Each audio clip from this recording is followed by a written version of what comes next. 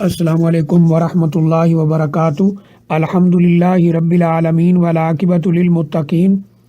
والصلاۃ والسلام علی اشرف الانبیاء والمرسلین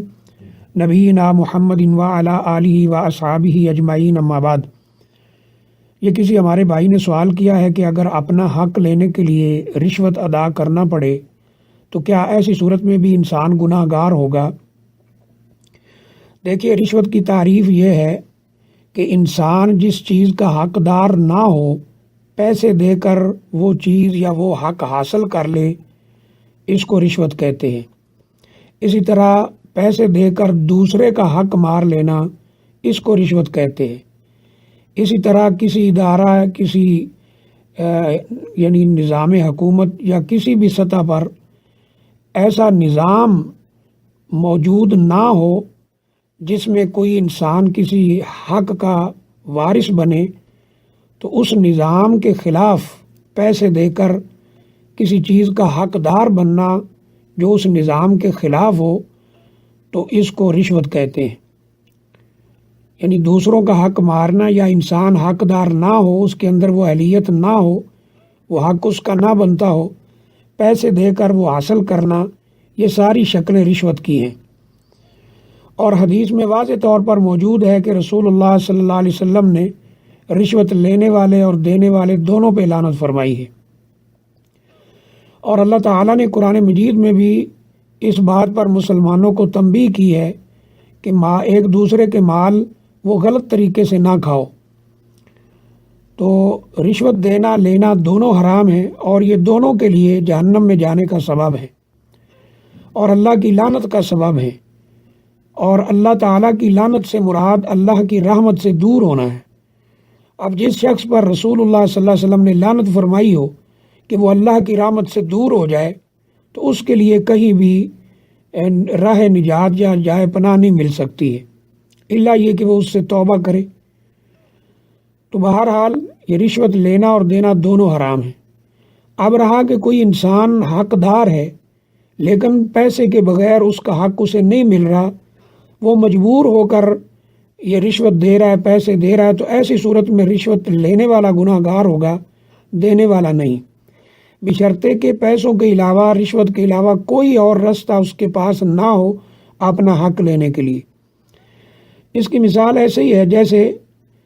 کسی میڈیکل کالج میں یا کسی یونیورسٹی میں پروفیسر لگنے کے لیے، لیکچرر لگنے کے لیے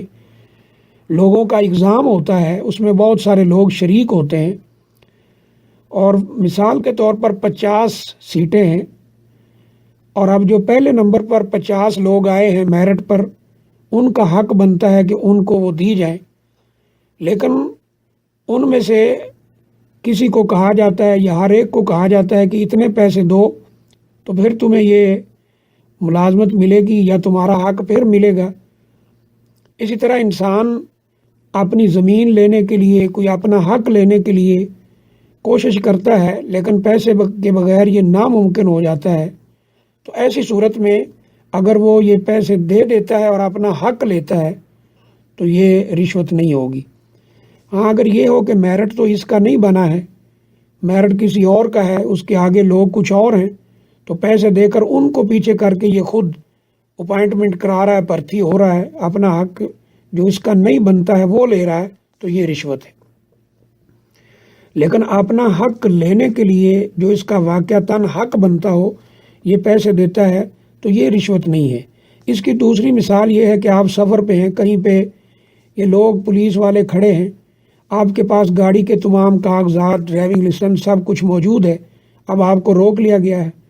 سب کچھ ہونے کے باوجود بھی آپ سے پیسے مانگے جا رہے ہیں، اور آپ کو خطرہ ہے کہ اگر میں نہیں دیتا تو یہ میرے اوپر کوئی اور بڑی مصیبت ڈال دیں گے اور مجھے جیل کی ہوا کھانی پڑے گی، یا تھانے جانا پڑے گا، یا بڑی مصیبت میں پھنسنا پڑے گا۔ تو ایسی شکل میں مجبور ہو کر اگر کوئی شخص پیسے دے دیتا ہے کہ پیسے دینے کے علاوہ کوئی اور راستہ نہیں ہے، وہاں سے گزرنا ناممکن ہے، یا کسی بڑی مصیبت میں چلے جانے کا خطرہ ہے، تو ایسی کنڈیشن میں اگر کوئی پیسے دے دیتا ہے تو انشاءاللہ یہ رشوت نہیں ہے، یعنی اس کے لیے نہیں ہے، لیکن جو لے رہا ہے اس کے لیے رشوت ہے، اور وہ اللہ تعالیٰ کے ہاں قیامت والے دن جواب دہ ہوگا اس نے مجبوری کی حالت میں دیے ہیں تو اس کو اللہ انشاءاللہ معاف کر دے گا۔ اور شریعت کا قاعدہ بھی ہے الضرورات تبیح المحظورات، جہاں ضرورتیں ہوں انسان مجبور ہو جائے، اضطراری حالت میں چلا جائے تو پھر شریعت اپنے قاعدے نرم کر لیتی ہے۔ تو مجبوری کی عالم میں اپنا حق لینے کے لیے یہ پیسے دیتا ہے تو انشاءاللہ اللہ تعالیٰ اس کو معاف کریں گے، اور جو لینے والا ہے وہ اللہ کے ہاں گناہ گار ہوگا۔ واللہ اعلم بالصواب۔